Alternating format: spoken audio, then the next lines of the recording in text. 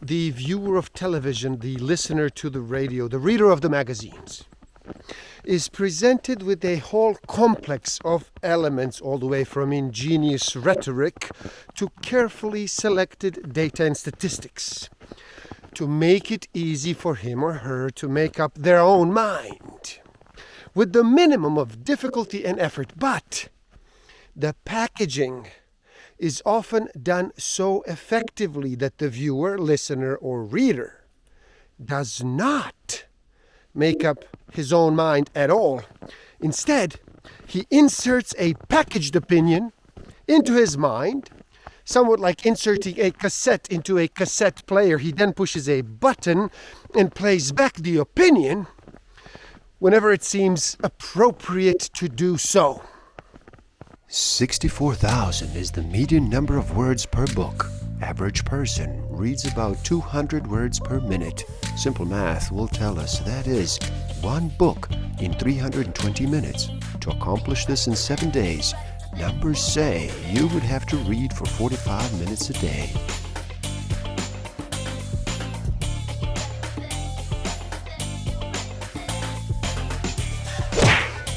Don't forget to subscribe. Hit that notification button, like, comment, and share. Enjoy.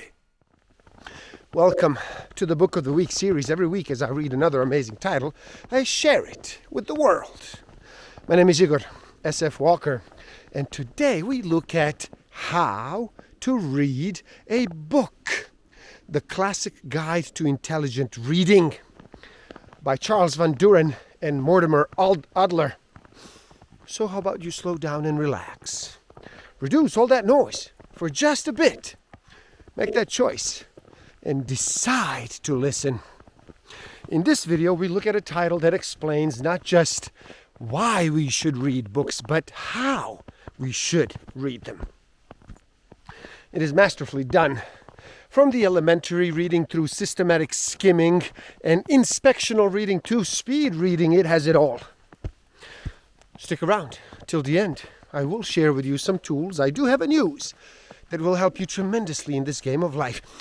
Discover a way to find out what actually motivates you. What innate human need is driving all of your decisions and your behavior.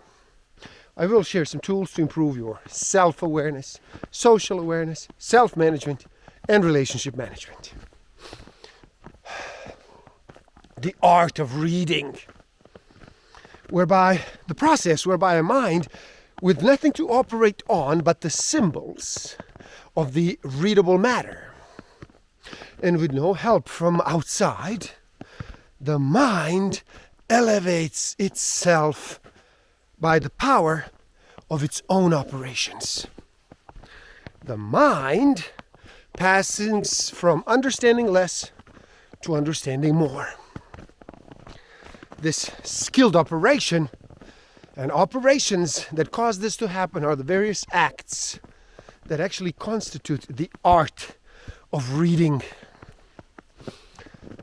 To avoid this error, the error of assuming that to be wildly read and to be well read are the same thing, we must consider a certain distinction in types of learning.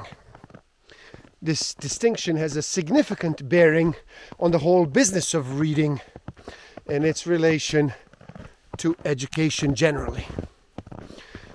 A doctor may do many things for his patient, but in the final analyses, it is the patient himself who must get well, grow in health. The farmer does many things for his plants or animals, but in the final analysis, it is they that must grow in size and excellence. Similarly, although the teacher may help the students in many ways, it is the student himself or herself who must do the learning. Knowledge must grow in their mind if learning is to take place.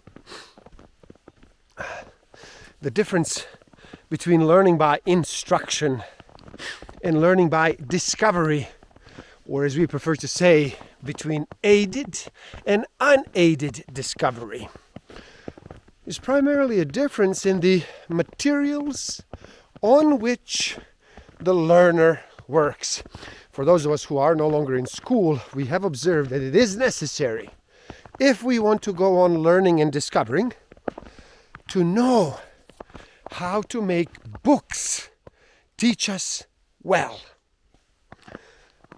In this situation, if we do want to go on learning, then we must know how to learn from books which are absent teachers.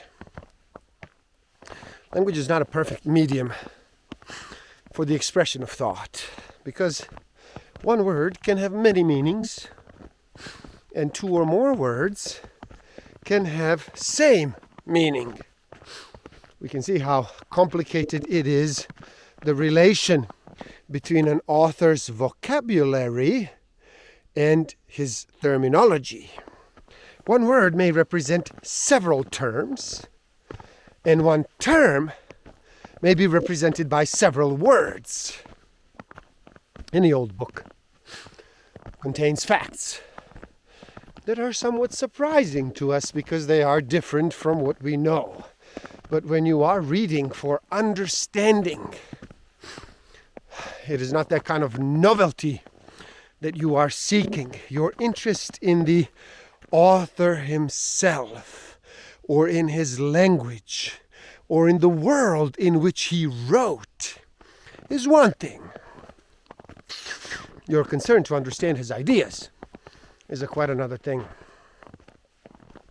It is this concern that the rules we are discussing here can help you to satisfy, not your curiosity about other matters.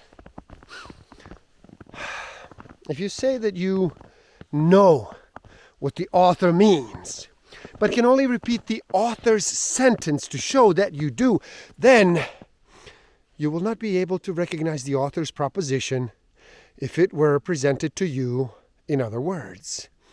The reader who has not seen through the words to the proposition they do convey is likely to treat the equivalent sentences as if they were statements of different propositions. Reading a book is a kind of a conversation. You may think it is not a conversation at all, because the author does all the talking and you have nothing to say.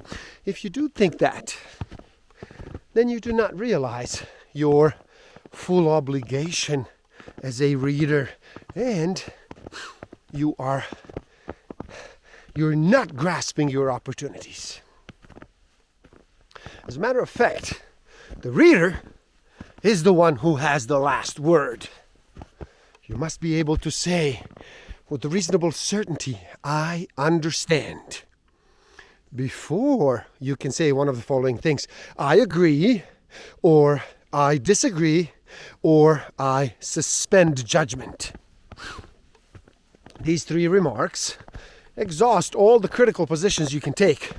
We hope you have not made the error of supposing that to criticize is always to disagree. That is a popular misconception. To agree is just as much an exercise of critical judgment on your part as to disagree. You can be just as wrong in agreeing as in disagreeing. To agree without understanding is inane. To disagree without understanding is impudent. The child is a natural questioner. It is not the number of questions he or she asks, but their character that distinguishes him or her from the adult. Adults do not lose the curiosity that seems to be native human trait, but their curiosity deteriorates in quality. They want to know whether something is so, not why. But children's questions are not limited to the sort that can be answered by encyclopedia. What happens between the nursery and the college to turn the flow of questions off, or rather to turn it into the dollar channels of adult curiosity about matters of fact?